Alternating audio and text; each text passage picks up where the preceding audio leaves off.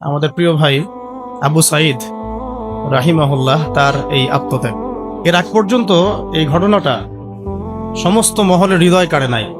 আবু সাঈদের সেই বুক পেতে দেওয়ার যে ঘটনা, এই ঘটনাটা কিন্তু আল্লাহ পাকের কাছে এতই কবুল হয়েছে যে প্রত্যেকটা হৃদয়ের মধ্যে সেই ঘটনার একটা রেখাপাত অবশ্যই করেছে। এরপরেই কিন্তু এই বিদ্রোহের আগুনটা সব জায়গায় ছড়িয়ে পড়েছে।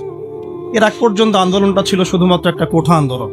তো যখন কোঠা আন্দোলন এভাবে নির্যাতনের নিপীড়নের শিকার হলো এবং আবু সাঈদের মতো কিছু ভাই যখন শহীদ হলেন, জুলুমের শিকার হলেন, জীবন দিলেন, তখন কিন্তু আস্তে আস্তে আন্দোলনটা আর কোঠা আন্দোলনে সীমাবদ্ধ থাকে না, এটা গণমানুষের আন্দোলনে রূপ নিয়েছিল। এবং আমরা দেখলাম যা হলো, এটা শুধু একদিনের চেপে রাখা ক্ষোভ থেকে এই ফলাফল আসে নাই। এর আগেও বিগত 15-20 বছর ধরে প্রত্যেকটা সেকশনে মানুষ নির্যাতিত হয়েছে। আমরা গুম হয়েছি, ওলামায়ে কেরাম প্রচণ্ড নির্যাতনের শিকার হয়েছেন। শাপলা চত্বরে ঘটনা ঘটেছে, আয়নাঘর ভর্তি হয়ে গেছে ওলামায়ে কেরাম দিয়ে। যতগুলো মানুষ বাইরে আছে হয়তোবা তার চেয়ে বেশি মানুষ জেলখানায় আর আয়নাঘরে থাকে। প্রেক্ষাপটটা এমন ছিল। আর অনেকে আমাকে রিকোয়েস্ট করেন যে ভাই সব ঘটনাগুলো শুনতে চাই। তো আসলে আমি ইন্ডিভিজুয়ালি বলি যে আমি আমাদের অন্যান্য ভাইদের যে কুরবানি দেখেছি, আমাদের অন্যান্য যে মাজলুম ভাইদের কুরবানি আমি দেখেছি, বিভিন্ন রাজনৈতিক মহলের, ধর্মীয় মহলের, ওলামায়ে কেরাম, আমাদের টিচার, আমাদের ওস্তাদ, হেফাজতে ইসলাম, শাপলা চত্বর, আমাদের কওমি অঙ্গনের ভাইরা, তাদের যে কুরবানি, ত্যাগ, যা আমরা নিজেরা জানি, নিজের চোখে দেখেছি, এর তুলনায় মানে আমার বিষয়টা বলতে আমার লজ্জা লাগে। আমি লজ্জা পাই যে তাদের সামনে আমাদের কোরবানি আসলে কিছুই, আবু সাঈদের সামনে আমাদের কোরবানি আসলে কিছু। তো এই জন্যে আমরা এই বিষয়গুলো নিয়ে বেশি নাড়াচাড়া করছি না। তবে এখন আলহামদুলিল্লাহ আল্লাহ পাকের পক্ষ থেকে সব স্পষ্ট হয়ে গেছে যে আসলেই বাস্তবতা কিছু। এই দীর্ঘদিনের চেপে থাকা এই যে ক্ষোভ, এই যে নির্মম অত্যাচার, জুলুম, নিপীড়ন, মানুষের চাপা একটা মাজলুমের কান্না, এগুলো কিন্তু এক পর্যায়ে বিস্ফোরণ রূপ নিয়েছে। ওই রূপটাই হচ্ছে এখনকার অভ্যুত্থান পরবর্তী বাংলাদেশ, যেখানে আমরা ইউনিভার্সিটির ক্যাম্পাসের মসজিদে বসে এই কথাগুলো খোলামেলা বলতে পারছি। আল্লাহ পাকে শুকরিয়া আদায় করতে হবে না? তবে একটা সতর্কবাণী হচ্ছে, যদি আল্লাহ পাকের পক্ষ থেকে আসা এই সাহায্যের পরে আমরা যদি আবার উদ্ধত সেই বনু ইসরাইলের মতো আচরণ শুরু করি, তাহলে কিন্তু আরো বড় জালেমকে আল্লাহ চাপাই দিতে পারে। এটা আমাদের মাথায় রাখা উচিত। আমাদের একটা আশঙ্কা যে আল্লাহ না করুক, আমরা কেন জানি ওই দিকেই যাচ্ছি দিন দিন। আমরা দোয়া করবো যেন আবু সাঈদ ভাইদের রক্তের সাথে গাদ্দারি না করা হয়, মুগ্ধদের রক্তের সাথে যেন কোনো মির্জাফরি করা না হয়। এটাই আমাদের রিকোয়েস্ট থাকবে আর কি, আবেদন, দাবি থাকবে। তবে এই গাদ্দারি যদি কেউ করতেও চায়, ইনশাআল্লাহ আমরা সেটা আর হতে দিব না। বাংলাদেশের মাটিতে আমরা কোনো ফ্যাসিস্ট আর উঠতে দিব না ইনশাআল্লাহ, কোনো গুমের রাজনীতি করতে দিব না ইনশাআল্লাহ। মানে মাঝে মাঝে তো আমার মনে হয় যে এইভাবে বলি যে কেউ যদি এবার গুম করতে আসে, আমরা পাল্টা প্রতিবাদ করে দেখাই দিব কিভাবে গুমকে প্রতিহত করতে হবে। একটা মানুষ যদি অপরাধ করে থাকে, তাকে আপনি লিগ্যাল আইনে বিচার করতে পারেন।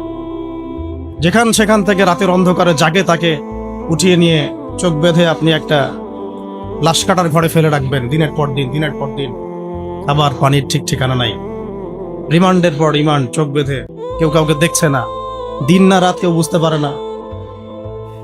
এগুলো কি ধরনের মানবতা? কিসের সভ্য যুগ? তাহলে আমরা সভ্যটা হলাম কোথায়? এগুলো তো, আপনারা তো ইসলামকে গালি দেন তথাকথিত সুশীলরা, যে ওটা মধ্যযুগীয় বর্বরতা ইত্যাদি ইত্যাদি, নাউযুবিল্লাহ। হ্যাঁ, এই কথাগুলো শুনেন না, মধ্যযুগীয় বর্বরতা।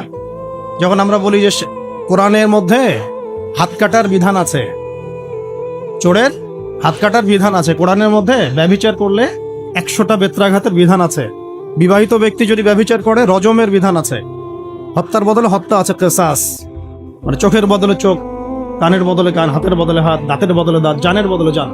তারপরে ডাকাতি করলে ডান দিকের হাত বাম দিকের পা কেটে ফেলার বিধান আছে। কেউ যদি নবী সাল্লাল্লাহু আলাইহি ওয়াসাল্লামকে গালি দেয়, শাতেমে রাসূল, তাকে মৃত্যুদণ্ড দিতে হবে, বিধান আছে। কেউ যদি ধর্ষণ করে তাকে মৃত্যুদণ্ড দিতে হবে, এই বিধানগুলো আছে। এগুলোর কথা যদি আমরা এখনকার মিডিয়ার টকশোগুলোতে বলি, তাহলে বলবে না এটা মধ্যযুগীয় বর্বরতা? এতদিন শোনেন না এই কথাগুলো? তাহলে এই গুম খুনের রাজনীতি আর কোন যুগের বর্বরতা? এটা কোন যুগের বর্বরতা? আধুনিক যুগের বর্বরতা, তাই না? আধুনিক যুগের প্রাচীন বর্বরতা, এগুলো আবু জেহেলদেরকেও ছাড়িয়ে গেছে আর কি। তো আমরা এক জালেমের জায়গায়, আমার কথা একদম স্পষ্ট, এক জালেমের জায়গায় আমরা আরেক জালেমকে সহ্য করব। এই অমানবিক গুম খুনের রাজনীতি বন্ধ করতে হবে। ছাত্রদের পড়াশোনার উপযুক্ত পরিবেশ নিশ্চিত করতে হবে। পড়াশোনার মধ্যে ইসলামী কারিকুলাম ঢোকাতে হবে। সমস্ত রকম এই যে ট্রান্সজেন্ডার, নোংরামি, ভণ্ডামি, নষ্টামি, এগুলো বন্ধ করতে হবে। এখনকার বাংলাদেশে আমরা ওই ধরনের বিষয়গুলো আর টলারেট করবো না ইনশাআল্লাহ। অনেক হয়েছে, আমি আপনাদেরকে বললে আপনারা চোখের পানি ধরে রাখতে পারবেন না। আমাদের অনেক বোন পর্যন্ত এরকম গুমের এবং হেনস্থার শিকার হয়েছেন, দিনের পর দিন, বছরের পর বছর। বোন ছেলে মানুষ তো সহ্য করতে পারে, মেয়ে মানুষকে নিয়ে কি করে চিন্তা করেন তাহলে। কোনো শায়েখ, কোনো ওস্তাদ 5 বছর থেকেছেন, কেউ 12 বছর থেকেছেন, 12 বছর, কেউ 5 বছর থেকেছেন, কেউ 7 বছর থেকেছেন। কেউ বের হন, উনি বলতেন, আমাদের এক ওস্তাদ বলতেন যে আমার এক পাতা জেলখানা আর এক পাতা বাইরে, মানে যায় আর আসে। তো তাদের তো পরিবার আছে, তাদের স্ত্রী আছে, সন্তান আছে, ছোট ছোট ছেলে মেয়ে আছে, তারা কি মানুষ ছিল না? দেখেন, এই অভ্যুত্থানটাকে আমরা এখন একটা বিষয় খেয়াল করছি যে সবাই প্রশংসা নেওয়ার জন্য উঠে পড়ে লেগেছে, সবাই ক্রেডিট নেওয়ার চেষ্টা করছে। আমার ক্রেডিট, আমি মাস্টার মাইন্ড। জি না, এখানে মাস্টার মাইন্ড আল্লাহ রাব্বুল আলামিন। এখানে একক কোনো ব্যক্তির কৃতিত্ব নাই। এটাকে পশ্চিমা বিশ্বের সামনে এইভাবে আপনি প্রেজেন্ট করতে পারেন না যে এখানে এই কয়েকজন মানুষের ভূমিকায় আজকে এই ফলাফল এসেছে, না। এখানে প্রত্যেকটা ভাইয়ের কন্ট্রিবিউশন আছে। এমনকি যে ফেসবুকে পোস্ট দিয়েছে তারও একটা কন্ট্রিবিউশন এখানে আছে। ওই সময় পোস্ট দিলেও ধরা পড়তে হতো, যে পোস্ট দিত তাকে উঠাই নিয়ে চলে যাও। ইন্টারনেট নাই, কি হচ্ছে আমরা বুঝতে পারছি না, কাকে উঠাচ্ছে, কাকে নিয়ে যাচ্ছে, ইত্যাদি ইত্যাদি। তো আফসোসের ব্যাপারটা হচ্ছে, আমি অবজার্ভ করছি যে আমাদের স্বাধীনতা আবার হাইজ্যাক হয়ে না যায়। আর এই স্বাধীনতা যেন আবার হাইজ্যাক হয়ে না যায়। আপনারা খুব সচেতন থাকবেন। আল্লাহ পাক আপনাদেরকে বুদ্ধিদীপ্ত একটা প্রজন্ম দিয়েছেন, আলহামদুলিল্লাহ। আমরা আশা করছি যে ইনশাআল্লাহ আপনাদের দ্বারাই হবে, ইনশাআল্লাহ আমাদের দ্বারাই হবে ইনশাআল্লাহ। এখন বরেণ্য উলামায়ে কেরামদের সাথে আমাদের সমন্বয় আছে, প্রত্যেকটা বিশ্ববিদ্যালয়ে আলোচনা হচ্ছে, কথা হচ্ছে। শুধু প্রয়োজন একটা নির্দিষ্ট লক্ষ্যে গোছানো কাজ এবং সমস্ত ত্যাগের লক্ষ্য, উদ্দেশ্য, নিয়াতটাকে বিশুদ্ধ করা। কোনো দুনিয়াবি স্বার্থে আমরা এই কাজগুলো করব না, শুধুমাত্র এক আল্লাহর সন্তুষ্টির জন্য করব।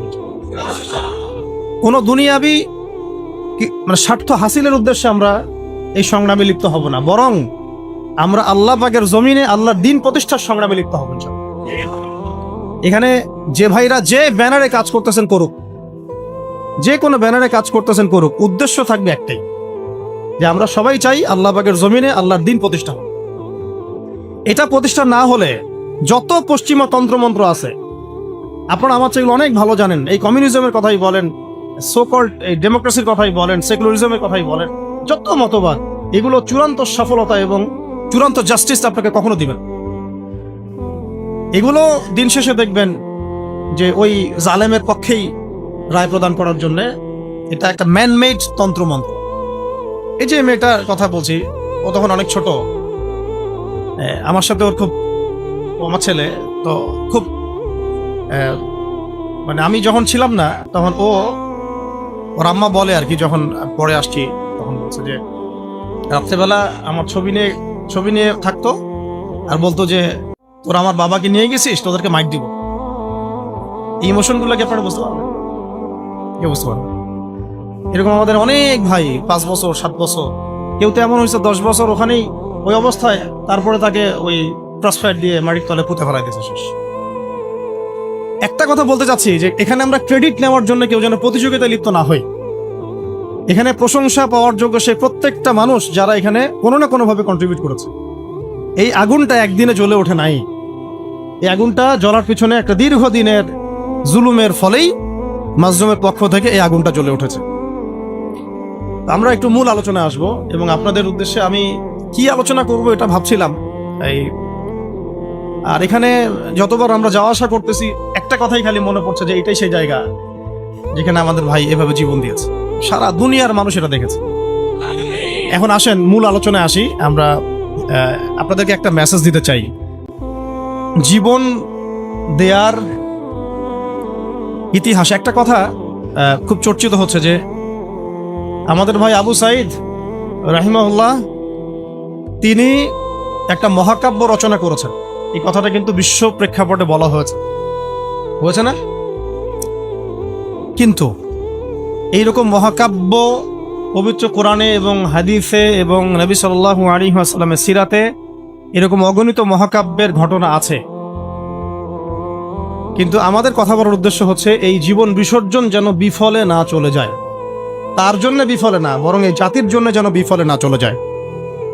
কেউ যেন আমাদের ভাইদের রক্তের উপর সিঁড়ি বানিয়ে তার স্বার্থ উদ্ধারের মঞ্চ তৈরি করতে না পারে। এটাই আমাদের মূল আলোচনা। আপনাদেরকে শুরুটা বলছি এখান থেকে। দেখুন, আজকে থেকে হয়তো হাজার হাজার বছর আগে, আমি খালি পয়েন্টগুলো একটু টাচ করে যাব, বাকিটা আপনারা পড়বেন, বাসায় গিয়ে স্টাডি পড়বেন ইনশাআল্লাহ আরও অনেক জ্ঞান আপনারা হাসিল করতে পারবেন ইনশাআল্লাহ। আমি শুধু জাস্ট পয়েন্টগুলোকে আপনাদেরকে ধরাই দিব, বাকি পড়াশোনা আপনাদেরকে করতে হবে। হাজার হাজার বছর আগে এরকম জীবন দিয়ে মহাকাব্য রচনার একটা ইতিহাস হয়েছিল। প্রথম এই ইতিহাস রচনা করেছিলেন আদম আলাইহিস সালামের পুত্র হাবিল। আদম আলাইহিস সালামের পুত্র হাবিল, সূরা মাঈদার মধ্যে পাবেন, পড়ে নিয়েন। কিসের কারণে হাবিলের কুরবানি কবুল হচ্ছে, কাবিলের কুরবানি কবুল হচ্ছে না? কাবিল হাবিলের প্রতি প্রচন্ড হিংসাত্মক, যদিও সে নবীর সন্তান। শয়তান এখানেই কাজ করে ভাইয়ে ভাইয়ের মধ্যে। এখনো যেটা হয়ে গেল বাংলাদেশে, আমরা কিন্তু সবাই কালিমা পড়া মুসলমান, তারপরেও কিন্তু একে অপরের বিরুদ্ধে দাঁড়াতে হলো। হিংসা, জুলুম, বিদ্বেষ, অনেক কারণ থাকে মাঝখানে কনফ্লিক্টের। এটা ক্রাইসিস অফ কনফ্লিক্ট। এখন কাবিল যখন হাবিলকে হত্যা করতে চাচ্ছে, তখন হাবিল বলছে যে তুমি যদি আমাকে হত্যা করার জন্য হাত বাড়াও, আমি তোমাকে হত্যা করার জন্য আমার হাত বাড়াবো না। ঘটনাটা কি আবু সাঈদের সাথে মিলে? তুমি যদি আমাকে হত্যা করার জন্য হাত বাড়াও, আমি তোমাকে হত্যা করার জন্য হাত বাড়াবো না। তুমি শুট করলে আমিও শুট করছি না। কাবিল হাবিলকে হত্যা করে ফেললো। হাবিল কোনো প্রতিবাদ করলো না। নবী করিম সাল্লাল্লাহু আলাইহি ওয়াসাল্লাম বলেছেন, পৃথিবীতে যত খুন হবে কিয়ামত পর্যন্ত, মনোযোগ রাখেন, পৃথিবীতে কিয়ামত পর্যন্ত যত খুনের ঘটনা ঘটবে, সমস্ত খুনের পাপের একটা অংশ কাবিলের আমলনামায় যুক্ত করা হবে। এখানে কে সফল? মহাকাব্য কে রচনা করেছে, হাবিল না কাবিল? আল্লাহ পাক আমাদেরকে শিক্ষা নেওয়ার তৌফিক দান। নূহ আলাইহিস সালামের যুগে নূহ আলাইহিস সালামের একজন সন্তান, সে ঈমান নিয়ে আসে নাই। বাবা তাকে ডাকছেন, আল্লাহর গজব চলে আসবে, তুমি তাড়াতাড়ি নৌকায় উঠো। সে বলছে যে আমি নৌকায় উঠবো না, আমি ওই পাহাড়ের উপর উঠে যাব। ইয়াসিমুনি মিনাল মা, পাহাড় আমাকে পানি থেকে বাঁচাবে। নূহ আলাইহিস সালাম পিতা হয়ে ব্যাকুল আর্তনাদ, বাবা আজকে এই আযাব কাউকে বাঁচাতে পারবে না, তাড়াতাড়ি নৌকায় উঠো। তো সে নৌকায় উঠলো না, জীবন সেও দিল। এবং নূহ আলাইহিস সালাম কান্নাকাটি করছেন আল্লাহর কাছে, আল্লাহ ইন্নাহু মিন আহলি, সে আমার পরিবারের একজন, তাকে মাফ করে দাও। আল্লাহ রাব্বুল আলামিন বলছেন লাইসা মিন আহলিক, সে তোমার পরিবারের কেউ না। এখানেও নূহ আলাইহিস সালামের পুত্র নবীর সন্তান জীবন দিলেন, কিন্তু মহাকাব্য রচিত হলো না। কথা কি বুঝতে পারছেন? মহাকাব্য রচিত হলো না। এভাবে লূত আলাইহিস সালাম যাচ্ছেন, কারণ আপনারা জানেন লূত আলাইহিস সালাম এসেছিলেন সাদুম জাতির জন্য নবী হিসেবে। ওই জাতির মূল পাপই ছিল সমকামিতা, যেটাকে এখন আমরা এই সো কল্ড ট্রান্সজেন্ডার, তারপরে এলজিবিটি, এইসব ইস্যুর মধ্যে নিয়ে আসছি।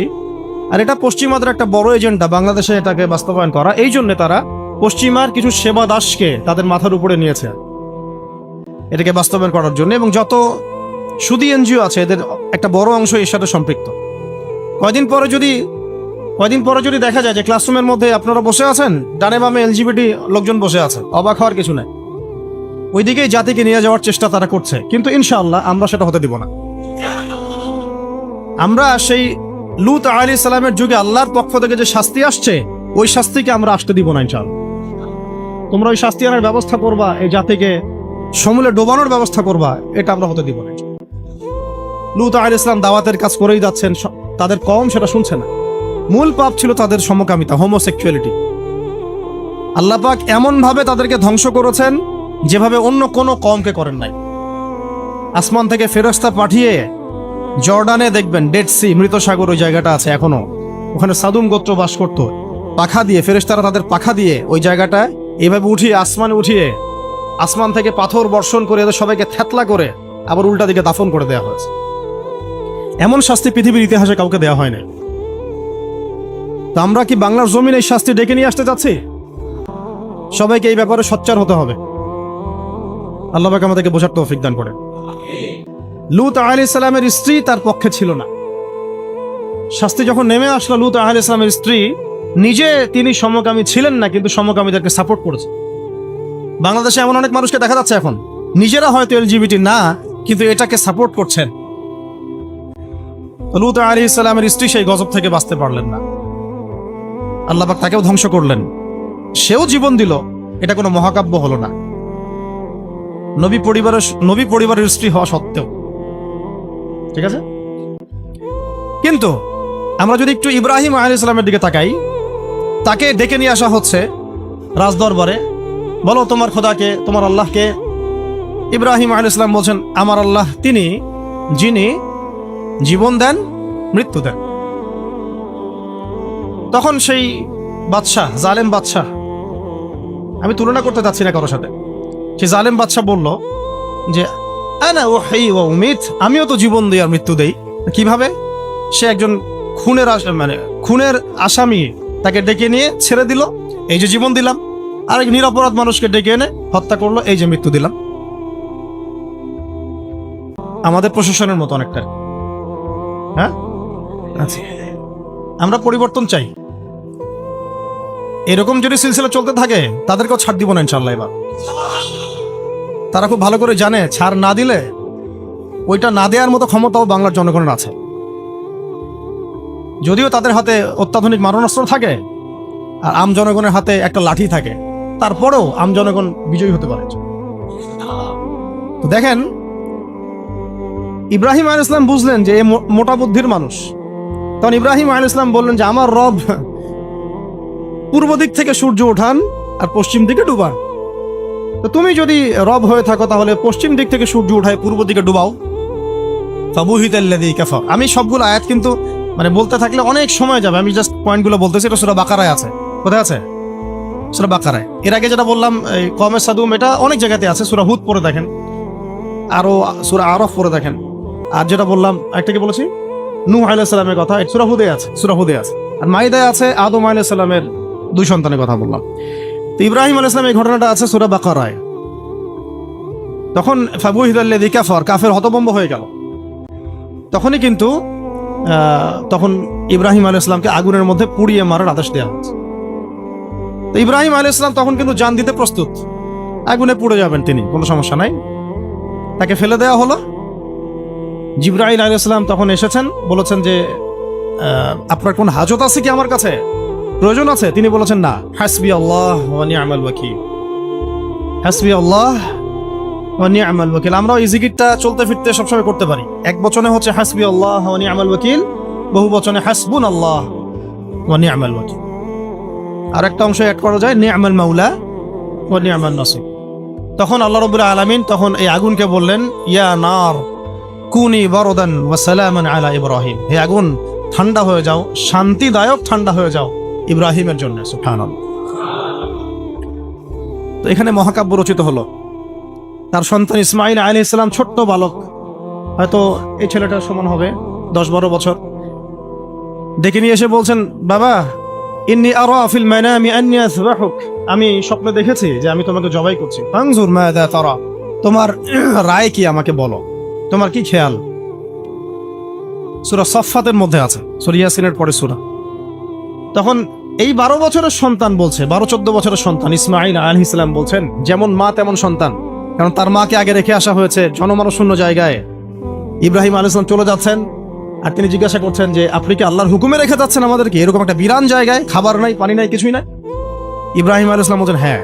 তখন তার মা বলেছিলেন, ইসমাঈল আলাইহিস সালামের মা বলেছিলেন যে তাহলে আল্লাহ আমাদেরকে ধ্বংস করবেন না। ওই যে জামজাম, এখনো সেই জামজাম চলছে। আপনার কোনো রোগ আছে, সেই জামজামের পানি ওই শেফার নিয়াতে পান করেন, শেফা হয়ে যাবে ইনশাআল্লাহ। জামজাম এখনো চলতেছে। ওই যে সাই, সাফা থেকে মারোয়া, মারোয়া থেকে সাফা, সাফা থেকে মারোয়া, মারোয়া থেকে সাফা, এটা আপনি না করলে আপনার হজ উমরা কিছুই হচ্ছে না। আল্লাহ বা কিয়ামত পর্যন্ত সেই স্মৃতি রেখে দিয়েছেন। সুবহানাল্লাহ। ওই বাইতুল্লাহ এখনো। তো সেই সন্তান বলছে, ইয়া আবাতি, হে আমার বাবা, ইফআল মা তুমার, আপনাকে আল্লাহ পাক যা আদেশ করেছেন তাই করেন। সাতাজিদুনি ইনশাআল্লাহু মিনাস সাবিরিন, ইনশাআল্লাহ আপনি আমাকে ধৈর্যশীল পাবেন। মায়ের সন্তান, মা হাজেরার সন্তান। এখানে ছুরি চালানো হচ্ছে, কিন্তু গর্দান কাটছে না। জান্নাতি এক প্রাণী চলে আসলো, তাকে কুরবানি করা হলো, তাই না? সেই কুরবানির স্মৃতি আমরা এখনো ঈদুল আজহায় সেটাই করছি, হজে সেটাই করছি, কিয়ামত পর্যন্ত সেটা চলতে থাকে। এখানে জীবন দেওয়ার প্রত্যয়টা মহাকাব্যে পরিণত হয়েছে, হয় নাই? আমি বুঝাতে চাচ্ছি যে আমরা আমাদের জান, মাল, ইজ্জত, সময়, শ্রম যে বিলিয়ে দিব, দিন শেষে কোনো মহাকাব্য রচিত হয় নাকি আমরা এটা শুধু একটা স্রেফ দুনিয়াবি একটা ঘটনায় পরিণত হয়, এটার পার্থক্য যেন বুঝতে পারে। বুঝতে পারছেন? না হলে কিন্তু অনেক সময় দেখা যাবে আমাদের ভালো প্রচেষ্টাও ইনভেইন হয়ে গেছে। আল্লাহ না করুক, আল্লাহ না করুক। সূরা ইউসুফ পড়েন, ওখানেও দেখবেন ভাইয়েরা ষড়যন্ত্র করে ভাইকে কুয়ায় ফেলে দিল। নির্দোষ নিরপরাধ, যেমন নির্দোষ নিরপরাধ বহু মানুষকে তুলে নিয়ে পড়া আয়না ঘরে ফেলে দিয়েছেন। একেবারে নির্দোষ, একেবারেই নিরপরাধ, না কারো ডানে আছে না কারো বামে আছে। কিছু মানুষ অনলাইনে ভাইব সৃষ্টি করে দিল যে ওরা হচ্ছে জঙ্গি, ওরা হচ্ছে খারেজি, ওরা হচ্ছে উগ্রবাদী, ওরা হচ্ছে কি আদনানি গোষ্ঠী। হ্যাঁ, এইসব শব্দ আসছে না? এই মানুষগুলোর জন্য আমাদেরকে হ্যারাসমেন্টটা পোহাতে হচ্ছে। এখানে আমি বলি না যে সরাসরি তাগুত দায়ী, ওদের তো একটা সিলসিলা আছেই, যারা এই কয়েকটা ওয়ার্ড ইউজ করে ওদেরকে ট্রেস করা। যেমন ইসলাম কায়েম, আল্লাহর জমিন আল্লাহর দিন কায়েম, ইসলামী শরিয়া প্রতিষ্ঠা, খেলাফত প্রতিষ্ঠা, দাওয়াতের সাথে জিহাদ, এই যে কিছু ট্রেসিং ওয়ার্ড আছে আর কি। তারা মনে করে এই ওয়ার্ডসগুলো যারা ইউজ করে তারা মনে হয় এলিয়েন, তারা ইসলামের কিছুই বুঝে না, আমরাই সব বুঝি। এরা হচ্ছে একটা নতুন ইসলাম শিখাচ্ছে নাকি, এটা নাকি একটা উগ্রবাদী ইসলাম, নাউযুবিল্লাহ। অথচ এই শব্দগুলা নবী সাল্লাল্লাহু আলাইহি ওয়াসাল্লাম আমল করে দেখান নাই। নবী সাল্লাল্লাহু আলাইহি ওয়াসাল্লাম আল্লাহর জমিন আল্লাহর দিন কায়েম করেন নাই, তিনি দাওয়াতের সাথে জিহাদ করেন নাই, তিনি কি ইসলামী খিলাফা কায়েম করেন নাই? হ্যাঁ, তিনি কি কাফের মুশরিকদের সাথে এই বদর উহুদ খন্দকে ছিলেন না? তিনি কি শাহাদাতের তামান্না মানুষের মধ্যে ঢুকান নাই, জাগ্রত করেন নাই? তারা চায় এমন ইসলাম যে ইসলামটা পশ্চিমাদের সিলেবাস ভুক্ত, পশ্চিমাদের মানে অথরিটি থেকে মানে রেজুলেশন পাস করা ইসলাম তারা চাপিয়ে দিতে চায়। কথা বুঝতে পারছেন?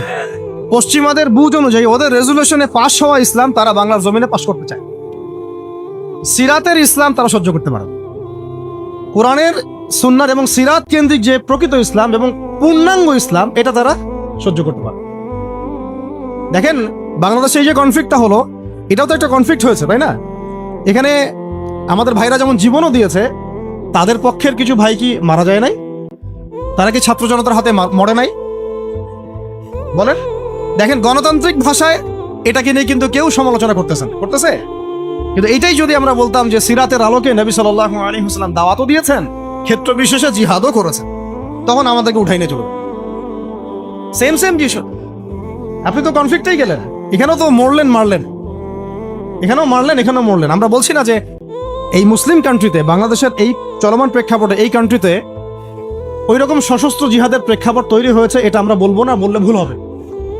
এরকম প্রেক্ষাপট বাংলাদেশে এখনো তৈরি হয় নাই, হ্যাঁ, যদি কোনো কুফার আমাদেরকে অ্যাটাক করে তখন তৈরি হবে, ঠিক আছে? আমরা চাচ্ছি না এটার জন্য কেউ প্রত্যাশী থাকুক, এটাও ঠিক না, কিন্তু বাংলাদেশে ওই প্রেক্ষাপট তৈরি হয়নি। কিন্তু সিরাতের পুরো বিষয়টা মানুষের মধ্যে জানা দরকার আছে না নাই? যেমন বাংলাদেশের মানুষ নামাজ শব্দ চিনে, রোজা শব্দ চিনে, হজ যাকাত এতটুকু চিনে, কিন্তু এরা শরিয়া আইন বুঝে না, খিলাফা বুঝে না, দাওয়াত জিহাদ এগুলো বুঝে না, তাই না? আমর বিল মারুফ নাহি আনিল মুনকার অনেকে বুঝে না, পূর্ণাঙ্গ ইসলাম ইকামতে দিন এটা তারা বুঝে না, কিন্তু নামাজ শব্দ তারা পরিচিত, চোরের হাত কাটতে হবে এটা তারা পরিচিত। আর কিছু মানুষ আছে যারা শরিয়া চায় না এই কারণেই যে শরিয়া যদি বাস্তবায়িত হয় তাহলে তারাই ব্যক্তি জীবনে পাপ করতে পারবে না, এই জন্য তারা শরিয়া চায়। সে তো নিজেই চোর, সে তো চাইবে না যে হাত কাটার বিধান চালু হোক। সে তো নিজেই দুর্নীতিবাজ, ও তো চাবে না যে এটা চালু হোক। এই আর কি, সবাই জেনা করতে চাচ্ছে, সবাই সুদ খেতে চাচ্ছে, তাহলে এগুলো চালু হলে তো সমস্যা। তো মূল প্রসঙ্গে আসি, যে দেখুন পশ্চিমাদের এই বোঝানো এবং শেখানো ইসলাম প্রকৃত ইসলাম নয়, কশ্চিন কালেও নয়। প্রকৃত ইসলাম সেটাই যেটা কোরআনে থাকবে, হাদিসে থাকবে এবং নবী সাল্লাল্লাহু আলাইহি ওয়াসাল্লামের সিরাতের মধ্যে থাকবে, এবং যার উপরে সাহাবায়ে কেরাম আমল করে দেখিয়েছেন সেটাই প্রকৃত ইসলাম। নতুন করে কোনো মডারেশন অফ ইসলামের কোনো সুযোগ নাই। আমরা খুব আফসোসের সাথে লক্ষ্য করছি যে কিছু মডারেট ইসলামপন্থীদেরকে পশ্চিমারা মাথার উপর উঠাচ্ছে এখন। তাদেরকে আবার এমনভাবে রিপ্রেজেন্ট করতেছে মনে এরাই ইসলাম বুঝে, আমরা আর কিছুই বুঝি না। তা আসেন আমাদের সাথে লাইভ ডিবেটে বসেন না, আমাদের সাথে পুরো জাতির সামনে লাইভ ডিবেটে বসেন। এই যে কিছু বাউল মার্কা, লালন মার্কা ইসলাম যে প্রচার করতেছেন, এগুলো যে একেবারে সারাসার যেগুলো একটা বিভ্রান্তি, গোমরাহি এবং পথভ্রষ্টতা, এটা নিয়ে তাহলে পুরো জাতির সামনে বসেন আমাদের সাথে। যদি জাতির সামনে বসতে লজ্জা পান তাহলে মাদ্রাসায় এসে বসেন, আমরা বুঝাই। এটাতে রাজি না। পশ্চিমারা বুঝাইছে যে ইসলাম, সেই ইসলাম তারা বুঝতে চায়। কিছু মানুষের কথা এতই মানে চাইল্ডিশ, প্রিম্যাচিওর, যে আপনারা কি শরিয়ার কথা বলে, পূর্ণাঙ্গ ইসলাম প্রতিষ্ঠার কথা বলে, ইসলামী আইনের কথা বলে দেশটাকে কি আপনারা সিরিয়া বানাতে যাচ্ছেন? দেশটাকে কি আপনারা আফগানিস্তান বানাতে যাচ্ছেন? এরকম কথা আসতেছে অনেক। তো সিরিয়া কি মুসলমানদের হাতে এই অবস্থা হয়েছে, নাকি সিরিয়া পশ্চিমাদের হাতে অবস্থা হয়েছে? উত্তর দেন। সিরিয়ার গৃহযুদ্ধটা কি মুসলমানরা লাগাইছে, না এই গৃহযুদ্ধের পিছনে পশ্চিমাদের এখানে ষড়যন্ত্র ছিল? আফগানিস্তানের এই ব্যাটেল কি আফগানিস্তানের মানুষ নিজেরা লাগাইছে, না পশ্চিমারা এসে এখানে মাথা ঢুকাইছে তারপরেই শুরু হয়েছে? রাশিয়ানরা যখন এখানে আসছিল এই আফগান কন্টিনেন্টে, তখন তারা অস্ত্র হাতে নিতে বাধ্য হয়েছে। পশ্চিমার আমেরিকা যখন আসছে, ন্যাটো যখন আসছে, তখন তারা আবার অস্ত্র হাতে নিতে বাধ্য হয়েছে। তা এখানে কি এই কনফ্লিক্ট, এই ক্রাইসিসের জন্য কি মুসলিমরা দায়ী? তাহলে এই কথা বলেই বা কি প্রমাণ করতে যাচ্ছে? ওরা যদি কোনো জাতির মধ্যে বিভাজন সৃষ্টি করতে চায়, বিশৃঙ্খলা সৃষ্টি করতে চায় এবং গলদ ইসলাম প্রতিষ্ঠা করতে চায়, আদর্শের খেলাফ কোনো আদর্শ বাস্তবায়ন করতে চায়, তখন কি সেই জাতির লোকেদের অধিকার নাই এটা নিয়ে কথা বলার, এটা নিয়ে প্রতিবাদ করার? এবং তারা যদি সামরিক হস্তক্ষেপ করে, তখন কি ওই জাতির উপর ওয়াজিব না ওদেরকেও সামরিকভাবে ডিফেন্ড করা? নাকি ওই সময় আমরা দাওয়াতের কথা বলবো? আমাকে বলেন, আপনারা কি ফিলিস্তিনে এখন দাওয়াতের কথা বলবেন? ফিলিস্তিনের যে অবস্থা, গাজার যে অবস্থা, ওখানে কি আপনি শুধু দাওয়াত আর তাবলীগের মেহনত করবেন? বলেন তো। ফিলিস্তিনে আমরা তাবলীগের মেহনত করতে যাবো না তো এখন। এখানে দাওয়াতের সাথে জিহাদ থাকতে হবে, ফিলিস্তিনে এখন এটা ওয়াজিব। কিন্তু বাংলাদেশের মধ্যে আমরা এখন দাওয়াত তাবলীগের মেহনত করব, কারণ এখানে এখন সশস্ত্র জিহাদের অবস্থা নাই। এই তো আমাকে প্রেক্ষাপট বুঝতে হবে। তো কিছু মানুষ আসলে চিন্তা করে কি, ইসলামটাকে এইভাবে চিন্তা করে, ইসলাম মনে হয় একটা ওই রান্না করা হাড়ির ভাত, একটা টিপলেই মনে হয় সব বোঝা যাবে। জি না, ইসলাম এমন কিছু না যে আপনি এই ফটো উঠাবেন, একটা করে কি বলে, একটা ভাত উঠাবেন, উঠায় টিপ দিবেন, বাকি সব বুঝে ফেলবেন। ইসলাম এত সহজ দিন না, এত সহজ জীবন ব্যবস্থা। এটার গভীরতা অনেক বেশি, আপনাকে অনেক গভীরে যাইতে হবে। আল্লাহ পাক আমাদের সবাইকে বোঝার তৌফিক দান করেন। ইসলাম বুঝতে হবে কোরআনের আলোকে, সুন্নাহর আলোকে, নবীর সিরাতের আলোকে, সাহাবায়ে কেরামের বুঝের আলোকে। এমনকি পরবর্তী কোনো মানুষের ব্যক্তিগত কোনো বুঝের আলোকে ইসলাম বুঝতে চলবে। কথা ঠিক আছে? এখন আসেন ওই অনেক ভিতরে চলে যাচ্ছি আবার। এই ইউসুফ আলাইহিস সালামকে গর্তে ফেলছে কি ভাইরা না? তারপরে তিনি আল্লাহ পাক তাকে সম্মানিত করে রাজ দরবারে নিয়ে যান নাই? রাজ দরবারে যাওয়ার আগে তাকে 12 বছর জেল খাটতে হয়েছে। কত বছর? কোনো অপরাধ ছিল তার? কিছু মেয়ে তার সাথে খারাপ কাজ করতে চাচ্ছিল, তাই না? দেখেন, ইউসুফ আলাইহিস সালামের আমরা বাহ্যিক সৌন্দর্য নিয়ে কথা বলি সবাই, ইউসুফ আলাইহিস সালাম খুব সুন্দর ছিলেন দেখতে, তাই না? অর্ধেক সৌন্দর্য তাকে দেয়া হয়েছে। আমাদের নবীজি বলেছেন, মেরাজের রাতে আমি ইউসুফ আলাইহিস সালামের সাথে সাক্ষাৎ হয়েছে, এটা তো জানেন। তো তিনি বলেছেন যে ইউসুফ আলাইহিস সালামকে পৃথিবীর মানে মানুষের মধ্যে যে সৌন্দর্য, এর অর্ধেক দেয়া হয়েছে। একজন সাহাবী আবার একটা চমৎকার মন্তব্য করেছিলেন যে ইউসুফ আলাইহিস সালামের সৌন্দর্য দেখে হাত কেটেছে মেয়েরা, তাই না? মনে আছে তো? হাত কেটেছে মেয়েরা। আর আমাদের নবী সাল্লাল্লাহু আলাইহি ওয়াসাল্লামের চেহারা মোবারকের নূর দেখে জান দিয়েছে সাহাবীরা। তাই না, বদরের মাঠে। তো ইউসুফ আলাইহিস সালাম কোনো অপরাধ করেন নাই, তারপরেও জেনার অপরাধে তাকে থাকতে হলো। আর আমাদেরকে তো মাশাআল্লাহ মানে বিনা অপরাধে কত কিছু করতে হইলো।